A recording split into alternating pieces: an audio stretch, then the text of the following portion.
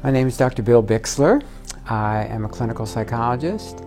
Have been in practice since '78, so a long time. I work a lot with addictions, but with a specialized type of addiction, and that's sexual addiction.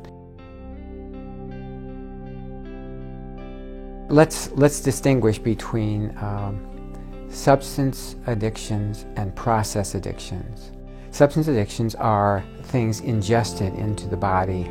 Process addictions are the behavioral addictions, such as gambling, sexual behavior,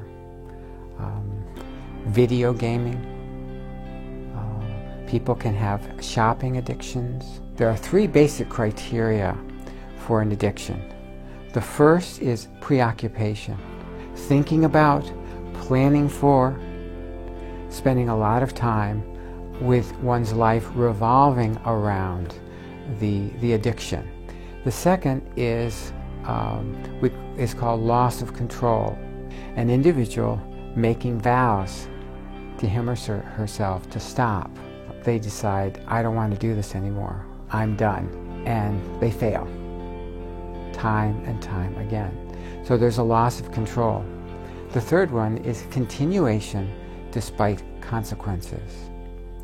So the alcoholic may have already gotten a diagnosis from his physician that your liver's starting to show some real problems, and the person keeps doing it. 20 million Americans suffer from a substance abuse disorder. That doesn't count the process addictions. Who can become an addict?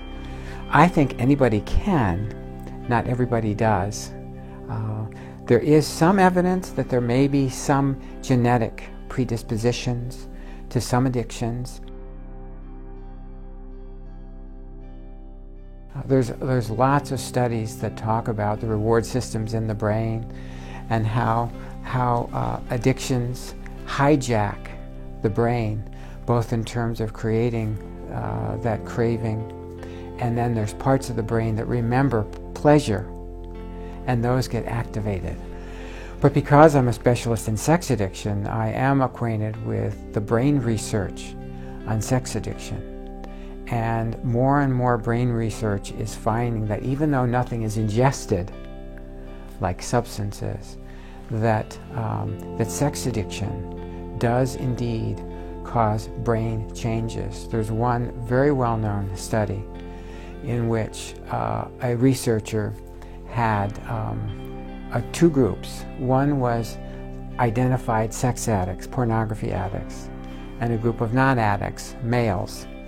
And then she had them look at pornography in an fMRI, that the non-addicts, again males, viewing pornography, that part of the brain that reacts to sexual stimuli, that part of the brain that gets aroused and activated when looking at sexual stimuli was lighting up sort of like this for the non-addicts. Then they had the addicts look at the pornography, and their part of the brain was lighting up basically like this. It was a massive difference.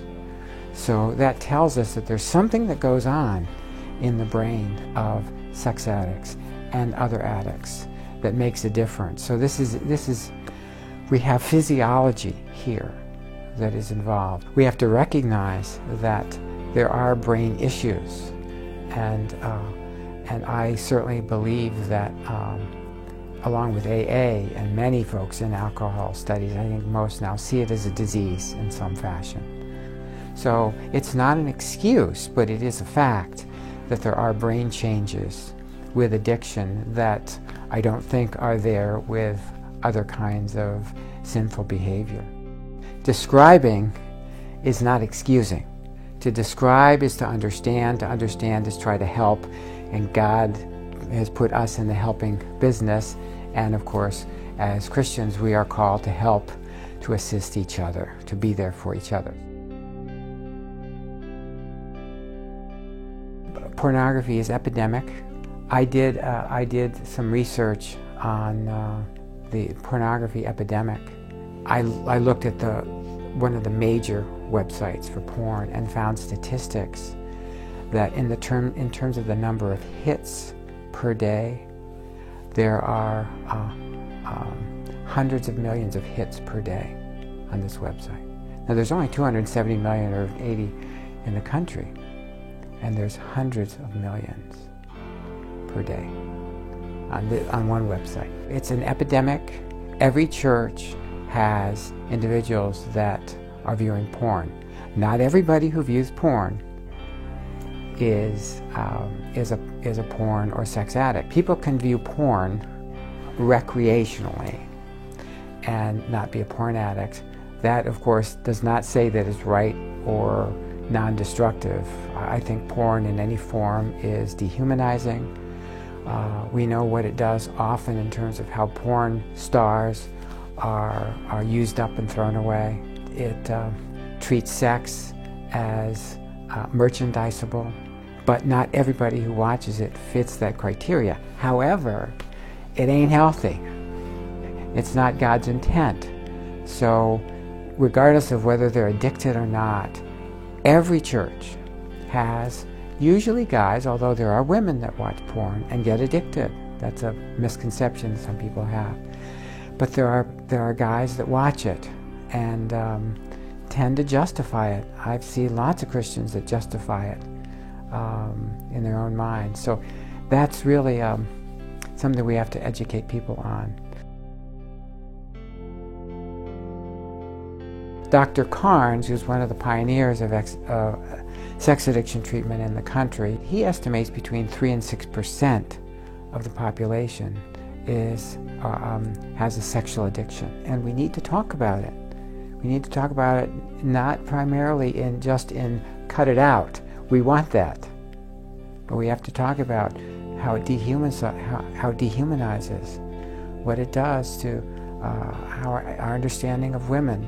I think there's a connection between the Me Too movement, in terms of all the way women have been mistreated, and that's the same attitude that people have in viewing pornography. The persons there being watched are for my benefit. They are things. We need to focus on that more than just cut it out, it ain't good. I agree with that. But we got to dig deeper. We got to talk deeper. We have to have more sermons about this that aren't just alarmist, but just saying thou shalt not is not sufficient. And for porn addicts, we have to help them see that they can get help for this addiction. And for people that are the so-called recreational users, that this undermines their spiritual health and emotional and psychological health.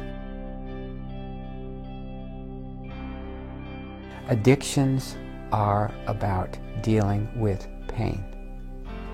And that's something people do not understand. There's a misconception that, let's start with the substance addictions, that the problem is the drug itself, be it alcohol or cocaine or whatever. And so that the focus is on the drug being addictive. So, so many of our government efforts have been to get rid of the drug. Now, I'm not saying we should be freely peddling drugs to folks, but there's a lot of research and understanding of addiction that really belies that notion that the drug is the problem. In the Vietnam War, lots of GIs took highly addictive drugs. Okay? When they got discharged, very few of them were addicted. They were able to stop completely. Why did a few, come back and stayed addicted? How we need to understand addictions, both as counselors, drug addict therapists, and as Christians, is that the core of addiction is the addict is trying to deal with pain, hurt, wounds, damage, self-esteem issues, abuse in their history. The addiction, that behavior of doing that, is a form of self-medication. They're trying for a very brief time to feel just a little bit better. When I'm high, I can forget about all the failures in my life. I can forget about all the things that both I did and were done to me. So in that brief time when I'm high, everything is okay.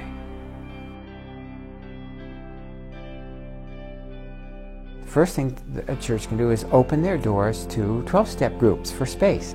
There are a number of AA groups and other kind of groups that primarily meet in churches, which is a wonderful thing. Being able to come alongside people that you find out are struggling with this, if it's made known, to show love and compassion, to not stigmatize them. We who are made in the image of God need connection, both with our Creator and with other people. And addicts need connection. Addicts are cut off. And so when they're cut off, they feel bad. They feel terrible. What do they do to feel better? So establishing connection are things that churches can do to show grace to these people.